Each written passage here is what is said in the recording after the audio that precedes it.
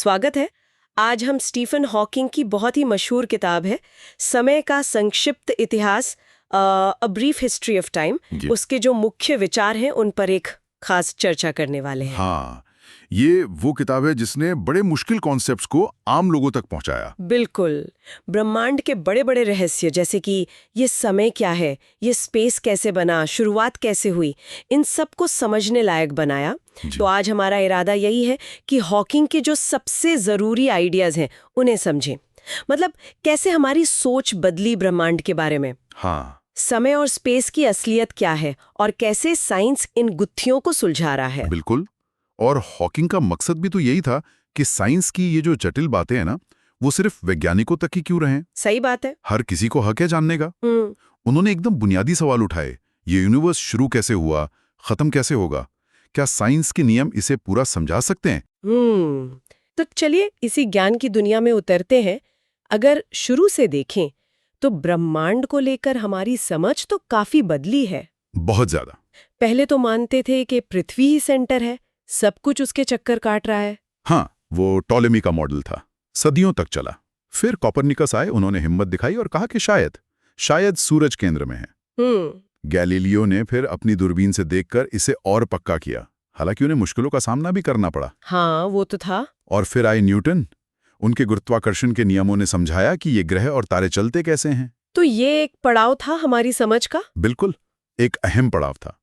लेकिन असली जो क्रांति आई वो तो 20वीं सदी में आई। आप आइंस्टीन की बात कर रही हैं? जी हाँ। उनके सापेक्षता सिद्धांत, मतलब रिलेटिविटी, ने तो सब कुछ बदल दिया। उन्होंने ये कहा कि समय और स्थान अलग नहीं है, जुड़े हुए हैं। ये स्पेस टाइम वाली बात क्या है? हाँ, ये आइंस्टाइन का सबसे बड़ा कमाल का आइडिया था। उन्होंने कहा कि हम सिर्फ 3D स्पेस और अलग से टाइम में नहीं रहते। अच्छा। ये दोनों मिलकर एक 4 डायमेंशनल चादर बनाते हैं, एक फैब्रिक। उसे कहते हैं स्पेस टाइम। Space time. और जिसे हम ग्रेविटी या कशिश कहते हैं, हाँ, वो असल में भारी चीजों के कारण, जैसे सूरज या धरती, इस स्पेस टाइम की चादर में जो झुकाव या खिंचाव आता है ना, वो है। अच्छा। जैसे मान लीजिए एक चादर तनी हुई है, उस पर भारी गेंद रखें तो वो धंस जाती है। बिल्कुल वैसा ही। और हल्की गेंदें उस धंसे हुए हिस्से की तरफ लुढ़कने लगती हैं। हाँ हाँ। और इससे भी ज्यादा हैरान करने वाली बात पता है क्या है? क्या? कि इस स्पेस टाइम के मुड़ने का असर टाइम पर भी पड़ता है। टाइम पर कैसे? जहां ग्रेविटी ज्यादा होती है, यानी स्पेस टाइम ज्यादा मुड़ा हुआ होता है, वहां समय धीरे बीतता है। सच में? हाँ। और अगर कोई चीज बहुत तेज रफ्तार से चले, बहुत ही तेज, तो उसके लिए भी समय धीमा हो जाता है। ये तो सोचने में अजीब लगता है। अजीब लगता है, पर यह सच है। प्रयोगों से साबित हुआ है। जो जीपीएस सैटेलाइट है ना, हाँ। उनको सही टाइम बताने के लिए इस असर का हिसाब रखना पड़ता है, वरना वो गलत लोकेशन बताएंगे। कमाल है। तो आइंस्टाइन ने हमें स्पेस और टाइम को देखने का बिल्कुल नया नजरिया दिया। इसके बाद ब्रह्मांड की कहानी में अगला बड़ा मोड़ कब आया? अगला बड़ा कदम उठाया एडविन हबल ने। 1920s की बात है। वो दूर की गैलेक्सीज को देख रहे थे। हाँ। और उन्होंने पाया कि वो सब हमसे दूर भाग रही हैं। और जो जितनी ज्यादा दूर है वो उतनी ही तेजी से दूर जा रही है। अच्छा। इसका एक ही मतलब था, हमारा ब्रह्मांड फैल रहा है, एक्सपैंड हो रहा है। और अगर ब्रह्मांड अभी फैल रहा है तो मतलब अतीत में वो छोटा रहा होगा। बिल्कुल। बहुत छोटा। हाँ। और गर्म भी। यहीं से वो बिग बैंग वाली बात आई होगी। एकदम सही पकड़ा आपने। अगर हम टाइम में पीछे जाएं तो ये फैलता हुआ यूनिवर्स सिकुड़ता जाएगा। और हम एक ऐसी शुरुआती पल पर पहुंचेंगे जब सारा मैटर, सारी एनर्जी एक ही पॉइंट में सिमटी हुई थी। एक बहुत ही गर्म और घनी अवस्था। अच्छा। करीब 13.8 अरब साल पहले। इसी महाविस्फोट को बिग बैंग कहते हैं।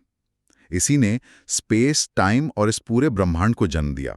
लेकिन बिग बैंग का कोई सबूत, मतलब हम उस समय को देख तो सकते नहीं? सीधा सबूत तो नहीं, पर एक बहुत पक्का निशान बाकी है। उसे कहते हैं cosmic microwave background, CMB। CMB ये क्या है? ये उस शुरुआती बहुत गर्म यूनिवर्स से निकली हुई एक हल्की सी गर्मी है जो आज भी पूरे स्पेस में फैली हुई है, एक समान रूप से। अच्छा। आप इसे ऐसे समझ लीजिए कि ये बिग बैंग की एक हल्की गूंज है, या उस वक्त की एक धुंधली सी तस्वीर। इसकी खोज ने बिग बैंग थ्योरी को वैज्ञानिक तौर पर एकदम पक्का कर दिया। तो ये तो हुई बड़े स्केल की बात, स्पेस, टाइम, फैलता हुआ ब्रह्मांड, बिग बैंग। लेकिन हॉकिंग्स की किताब हमें बहुत छोटे लेवल की दुनिया में भी ले जाती है, क्वांटम जगत में। हाँ, क्वांटम मैकेनिक्स। इन दोनों का आपस में क्या रिश्ता है, बड़े और छोटे का? रिश्ता बहुत गहरा है। यूनिवर्स को अगर पूरी तरह समझना है तो हमें बड़े स्केल के नियम यानी आइंस्टाइन की रिलेटिविटी और छोटे स्केल के नियम यानी क्वांटम मैकेनिक्स दोनों की जरूरत पड़ती है। अच्छा। खासकर जब हम यूनिवर्स की शुरुआत या फिर ब्लैक होल जैसी एक्सट्रीम कंडीशंस को समझना चाहते हैं। क्वांटम मैकेनिक्स एटम और उनसे भी छोटे कणों की दुनिया के नियम बताती है, और वो दुनिया हमारी जानी पहचानी दुनिया से बहुत अलग है, बहुत अजीब। इसमें सबसे अजीब शायद वो हाइजेनबर्ग का अनिश्चितता का सिद्धांत है, हाँ। Uncertainty principle. ठीक है। ये कहता है कि हम किसी पार्टिकल की सही जगह और सही रफ्तार दोनों एक ही टाइम पर जान ही नहीं सकते। हाँ। ये कैसे मुमकिन है?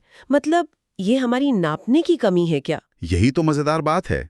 ये हमारी कमी नहीं है, ये नेचर का ही एक बुनियादी गुण है, फंडामेंटल। अच्छा। क्वांटम लेवल पर कणों का स्वभाव थोड़ा तरंगों जैसा भी होता है, वेव जैसा।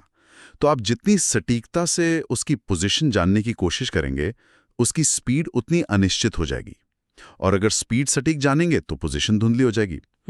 इसका मतलब ये है कि नेचर में बिल्कुल फंडामेंटल लेवल पर एक तरह की अनिश्चितता है, एक धुंधलापन है। यानी पूरी निश्चितता, परफेक्ट प्रेडिक्शन जैसा हम सोचते हैं, वो असल में है ही नहीं। क्वांटम लेवल पर तो नहीं।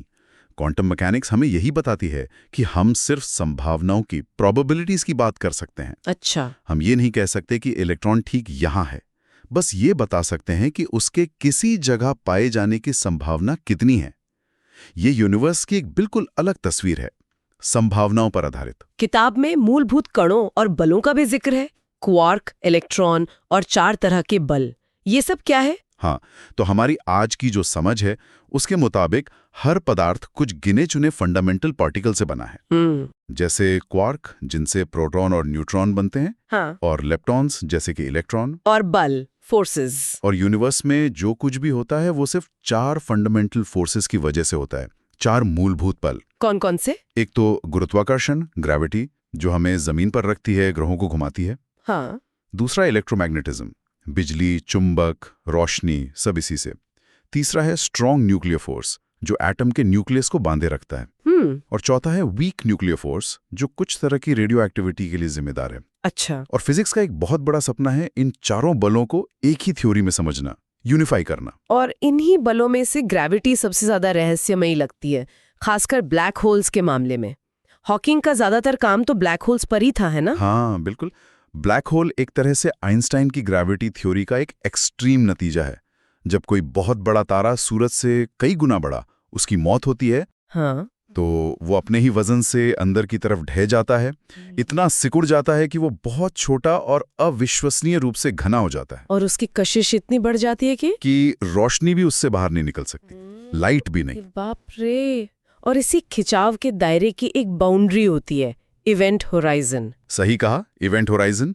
ये एक अदृश्य रेखा है। इसके अंदर अगर आप चले गए तो ग्रेविटी इतनी ज्यादा है कि बाहर निकलने के लिए आपको लाइट की स्पीड से भी तेज चलना होगा, तो कि नामुमकिन है। संभव है। इसलिए क्लासिकल फिजिक्स के हिसाब से जो एक बार इवेंट होराइजन के पार गया वो हमेशा के लिए अंदर फंस गया। ब्लैक होल एक वन वे स्ट्रीट था। लेकिन यहीं पर हॉकिंग ने वो चौंकाने वाली बात कही कि ब्लैक होल पूरी तरह से ब्लैक यानी काले होते ही नहीं है। यही कहानी में सबसे दिलचस्प मोड़ आता है। हॉकिंग ने क्वांटम मैकेनिक्स के वो अजीब नियम लिए। हाँ। और उन्हें ब्लैक होल के किनारे पर, मतलब इवेंट होराइजन के बिल्कुल पास लागू किया। अब क्वांटम थियरी क्या कहती है कि खाली स्पेस में भी, वैक्यूम में भी लगातार कण और उनके एंटी कण, पार्टिकल एंटी पार्टिकल, उनके जोड़े पल भर के लिए बनते हैं और फिर टकराकर खत्म हो जाते हैं, वर्चुअल पार्टिकल्स। अच्छा, खाली स्पेस में भी? अब बिल्कुल। अब हॉकिंग ने सोचा कि अगर ऐसा जोड़ा इवेंट होराइजन के ठीक किनारे पर बने तो क्या होगा। क्या हो सकता है? हो सकता है कि एक कण, मान लीजिए एंटी पार्टिकल, ब्लैक होल के अंदर गिर जाए, जबकि उसका साथी पार्टिकल बाहर बच निकले, स्पेस में भाग जाए। अच्छा। अब जो कण बाहर निकल गया वो अपने साथ कुछ एनर्जी ले जाएगा। तो अगर कोई दूर से देख रहा है, उसे ऐसा लगेगा कि ब्लैक होल से कण निकल रहे हैं, रेडिएशन निकल रहा है। और इसी को हॉकिंग रेडिएशन कहते हैं। बिल्कुल, यही है हॉकिंग रेडिएशन। तो इसका मतलब ब्लैक होल्स धीरे धीरे एनर्जी खो रहे हैं, वो हमेशा के लिए नहीं है। एकदम सही।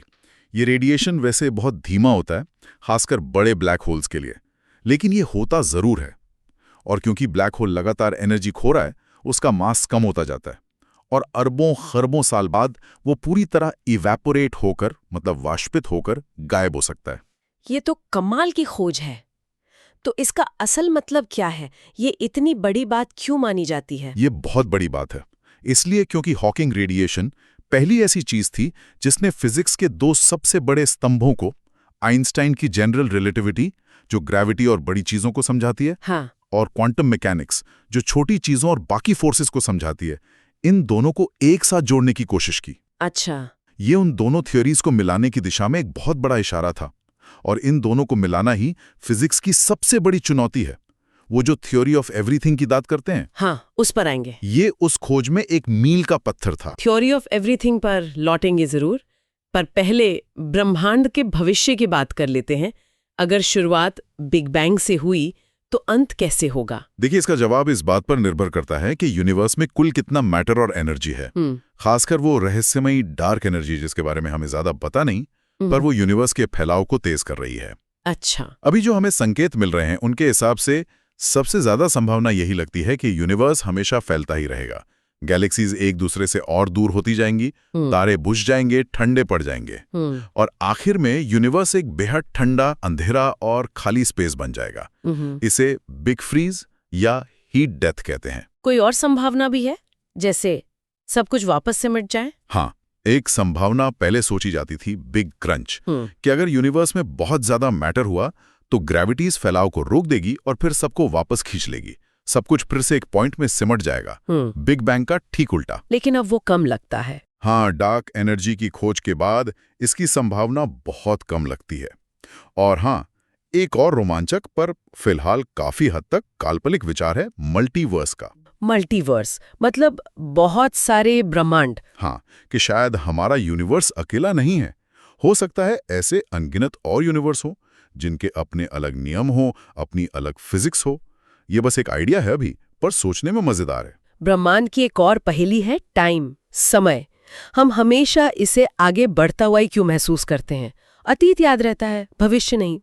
हॉकिंग ने इसे एंट्रोपी से जोड़ा था। हाँ, ये टाइम की दिशा, जिसे टाइम्स एरो या समय का तीर कहते हैं, ये गहरा सवाल है। हॉकिंग इसे थर्मोडायनामिक्स के दूसरे नियम से जोड़ते हैं। थर्मोडायनामिक्स वो क्या है? ऊष्मागतिकी। उसका दूसरा नियम कहता है कि किसी भी बंद सिस्टम में समय के साथ कुल एंट्रोपी हमेशा बढ़ती है या वैसी ही रहती है, कम कभी नहीं होती।